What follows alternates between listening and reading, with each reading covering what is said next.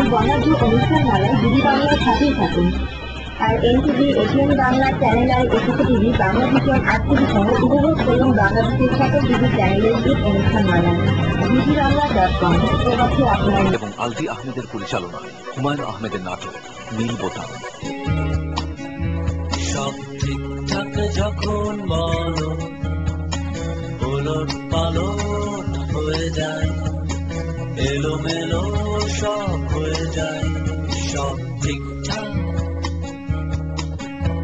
সব ঠিকঠাকের এই শহরে উঁচু নিচু আঁকা সব দেয়ালে নাগরিক সব ফুল ফুটে থাক। সব ঠিকঠাক,